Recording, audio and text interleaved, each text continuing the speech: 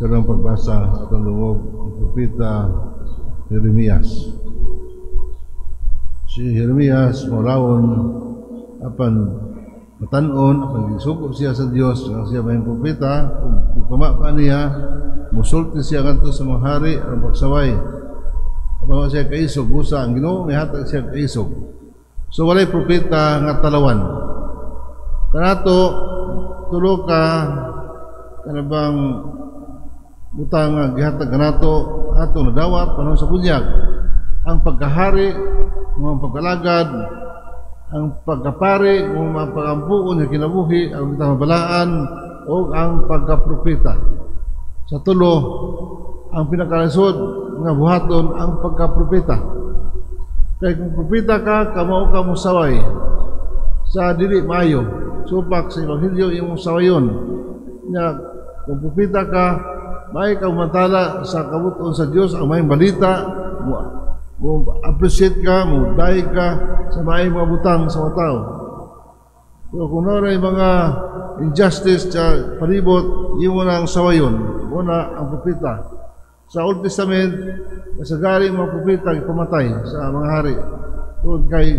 kini mga hari makangay sa mensahe sa propeta indirectly was nakangay sa Ginoo tungod kang ipanulti sa mga propeta iya mensahe sa Ginoo alang sa mga hari o sa katawhan na nagmasalaypon kanang mo na nga ating sa ulog karon ang pagpasakit ni San Juan Magubunyag kanang the Passion of Saint John the Baptist mo na atong hagit kanatong tanan kay kanato di man ta gusto musaway bisag nahibo pa ta nga atong higala igsuon nga sayop kung doon na siya krimen nga ibuhat di ta gusto nga kanang mabungkag ma-break up ang atong panahigalay busa as much as possible atong i-cover up o tabunan ang iyang krimen o sayop na nabuhat apan si Juan nga bunyag tungod kay ang iyang concern ang Ginoo yung pang nothing is more important for a prophet. Nothing is more important than what God say at the end of the day. And for a politician, or powers that be, nothing is more important than what people say at the end of the day. Ang usa ka propeta, ang iyang amo, ang Ginoo. So napatinuanon siya diha siya pagkapropeta na concern siya sa gisugo sa Dios kaniya samtang ang usa ka politician ang concern niya usa ikasulti sa mga tao sa iyang constituents ngadto kaniya sa at the end of the day muna ang kaniya ang kanabang concern di sa concern kung usa ikasulti sa Ginoo kaniya usa gibuhat tibok adlaw hindi na importante kaniya pero sa usa ka propeta importante kaniya unsa may ikasulti sa Ginoo human ang pagkatapos sa adlaw tungod kay siya gisugo sa Dios na mahimong spokesperson sa Ginoo alang sa pagpadayag sa mensahe sa Dios ngadto sa mga hari o sa katawhan ang gusto nga makapamati sa mensahe sa Ginoo alang kanila kanato nga mga binyagan ato dawat ang threefold function of Christ the kingly function dili kon ang alagaran dili mag-alagad sa tanang pagbuos o galingon ang pag-alagad sa tanan that is our kingly function dili kung kita magmandar kundi kita nag-alagad pagbuos at galingon ang pagkapari ato dawat sa bunyag mo nga kanang kita mag-ampo pag-ampo alang sa uban pag-ampo alang sa kalibutan not so much on your concern ay mong giampo kundi alang sa uban